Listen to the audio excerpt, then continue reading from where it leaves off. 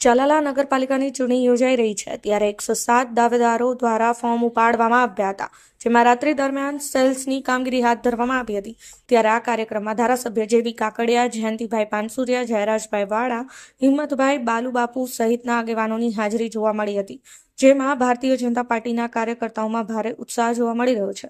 પરંતુ બીજી તરફ કોંગ્રેસ અને આમ આદમી પાર્ટી પણ મેદાનમાં આવે તે પણ નવાઈ નહીં, પરંતુ આ નગરપાલિકામાં નવા ઉમેદવારોને ટિકિટ મળે તેવી પણ શક્યતાઓ જોવા મળી રહી છે। પ્રતાપભાઈ વાળા, ભારત લાઈવ ન્યૂઝ, ધારી। સાહેબ, આપનું નામ શું છે અને હાલમાં નગરપાલિકાની ચૂંટણી યોજાવા જઈ રહી છે ત્યારે આપ ભારતીય જનતા પાર્ટીમાંથી છો અને અત્યાર સુધીની અંદર કેટલા ફોર્મ ઉપડ્યા, આ બાબતે આપ શું કહેશો?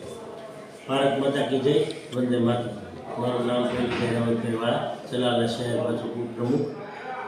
આજે જ્યારે ચૂંટણીનું બુગલ વાગી ગયું છે ત્યારે ચલાલા શહેરમાં પ્રદેશ, જિલ્લા તેમજ ધારાસભ્યશ્રીની સૂચનાથી ફોર્મ વિતરણ જે દાવેદારો ભારતીય જનતા પાર્ટીના કાર્યકર્તાઓ ચૂંટણી લડવા ઈચ્છતા હોય તેને માટેને ફોર્મની પ્રક્રિયાની પ્રોસેસ ચાલુ હતી, જે ધારાસભ્યશ્રીના કાર્યાલય ખાતેથી 2 દિવસ સુધી ચાલી। 6 વોર્ડમાં લોકોએ શાંતિપૂર્ણ અને શાંતિના માહોલની અંદર ફોર્મો લીધા અને 6 વોર્ડમાં અંદાજિત આશરે 107 જેવા ફોર્મ લોકોએ ભર્યા છે અને આજે શામવાડી ખાતે ધારાસભ્યશ્રી તેમજ અમારા પ્રદેશના નિરીક્ષકો એ ફોર્મ અને તેમને શેષ પ્રક્રિયા લેવા આવવાના છે। ત્યારે શામવાડી ખાતે આજે ચલાલા શહેરના ભારતીય જનતા પાર્ટીના 100 આગેવાનો સાથે મળીને એ ફોર્મ રજૂ કરશે અને પોતાની દાવેદારી રજૂ કરશે।